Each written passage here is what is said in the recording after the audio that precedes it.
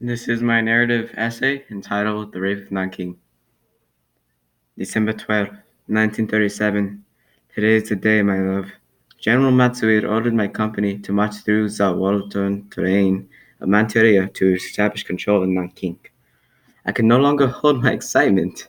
Knowing the Chinese, they'll put up a fight, but to no avail. Tonight, they will know the true power of the Kiroku Jitsukai and the Shara, Emperor Hirohito.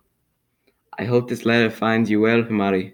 I'll send another in a fortnight's time for telling our victory. Until next time, my dear Jasmine, and please, wish your daughters a good night's kiss from me. Forever yours, Briando Cherico. As the letter drifted away into an afterthought, I noticed the ranks around me much like that of a well-oiled machine, greased for precision with no remorse. We were 4 kilometers away from our rendezvous point. It was just us, behind enemy lines, in the dead of night, ready to strike. Just as the company was scurrying up a grassy hill, I hear a sudden whisper next to me. Soroku, Tanaka, scout ahead. Use this flare gun to signal attack in case of discovery. I did not know who ordered me to do this great honor, but nevertheless, I followed. There were hardly any defenses at the front, and even in the pitch of darkness, you could feel the soldiers' presence, their jakutin just waiting to be exploited. Before I could take notes on their pillboxes, I hear a slight, ever-creeping sound from behind, followed by an audible crunch. I look behind, just in time to see Tanaka follow these barred-by silhouettes shadowing his last stance. Our eyes met each other with instinct, not knowing what will happen next. But in the end, my hand was just faster. I took out the flare gun and shot it into the dark abyss for all to see. Before the carnage ensued, my last coherent thought was a man's eyes. They weren't so different from mine.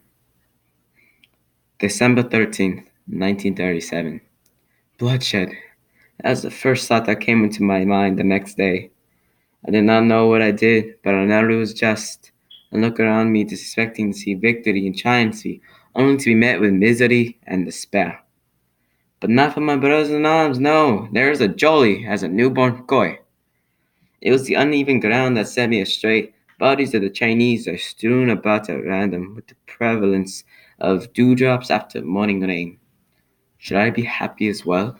The mass loss of light that dwindles below my feet? My contemplation was cut short by my curiosity when I heard an ever-growing chorus of screams around the corner, followed by systematic gunshots. I turned the corner and saw a sizable family, maybe a dozen Chinese or so, begging for their lives, surrounded by lifeless loved ones. Amidst all the cries, there was laughter. It was Captain Kobayashi. He noticed me and shouted with great gusto. Oi! Shiriko, come here! I must ask you something. As I closed in, I observed him pull out his Nambu from his holster, read him by the innocent. Any blind man could tell he was savoring it. I feared what he would ask me. Kill it for me. I am tired. Kobayashi says, gesturing his hand towards the group of helpless citizens. But, sir, is this really necessary? After all, these are just the leftovers. Women, children, the elderly, and the sick.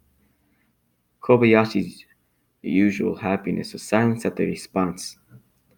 As your commanding officer, I order you to shoot it.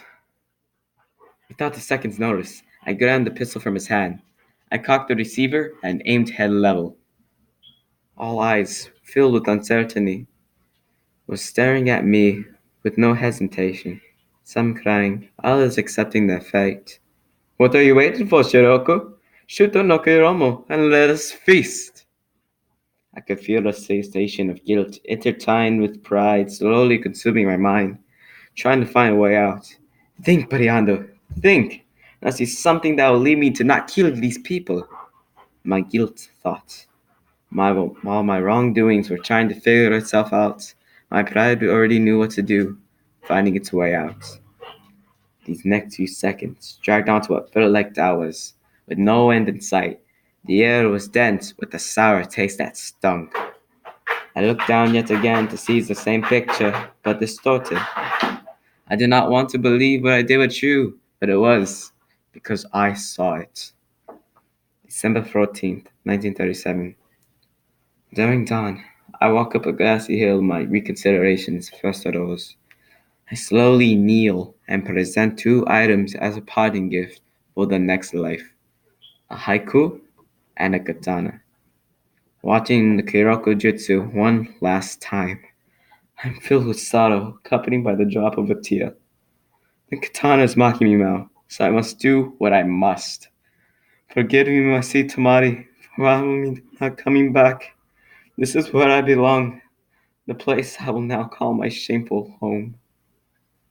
Time passes. A gust of wind picks up the haiku, never to be read once more.